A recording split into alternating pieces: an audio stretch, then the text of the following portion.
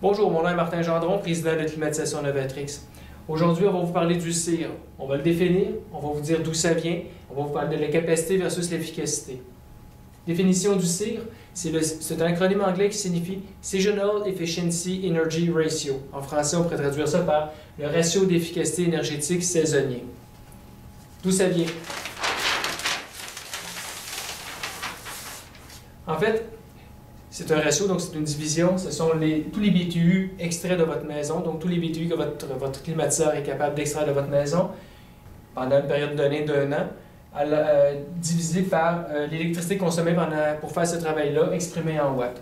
Supposons, pour faire un exemple simple, que on serait capable d'extraire 32, vous avez un appareil capable d'extraire 32 BTU et que pour ce faire, elle consommait 2 watts, bien, vous auriez une efficacité d'un CIR de 16.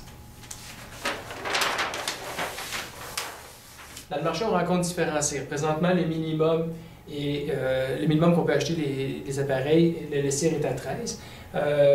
Et Lennox vient de sortir la XC25, un climatiseur très performant, dont l'efficacité est de 25. Donc le CIR est de 25.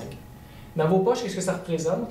Ça représente une économie de 250 si vous passez d'un CIR de 12,5 à 25, par exemple, alors que votre consommation pour votre 12,5 ici était de 500 $. Donc, 500 $ de consommation avec un CIR de 12,5. Si vous passez avec un CIR de 25, bien, vous auriez une économie, ça passerait du simple au double. Ça passerait du double au simple, plutôt. Je parlais ici de 12,5 parce que dans le marché, vous avez aussi des appareils là, installés il y a quelques années, dont les efficacités de départ étaient à ce moment-là de 9, 10, 11, 12, 13. 13, il y a 10 ans, c'est un appareil très efficace. Aujourd'hui, 13 est l'appareil un appareil un peu plus, dont l'efficacité est une efficacité d'entrée de gamme.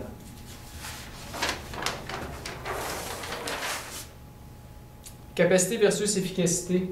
Vous avez une voiture, vous avez une thermopompe ici. On va faire une analogie pour que ce soit plus facile à comprendre.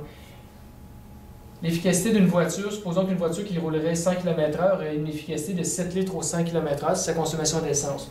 Ici, l'efficacité se mesurait c'est la consommation d'essence, et à une vitesse donnée, vous avez une certaine efficacité. Mais ce n'est pas parce que l'efficacité monte ici, donc si vous aviez 5 litres au 100 km/h, donc une voiture plus efficace, votre vitesse resterait la même quand même. C'est seulement que la voiture est plus efficace à faire le travail de 100 km/h. La thermopompe, c'est la même chose, on vous l'a expliqué tantôt. La capacité s'exprime en BTU/heure, donc vous achetez un climatiseur de 30 000 BTU/heure, dont l'efficacité est de 17, donc va consommer moins qu'un appareil dont l'efficacité serait de 13, par exemple. C'est ça la différence entre les deux.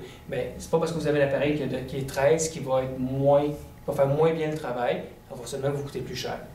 Donc l'efficacité, capacité, c'est le lien qu'il y a entre les deux. Alors, Martin Gendron vous dit merci beaucoup et à une prochaine chronique. Merci.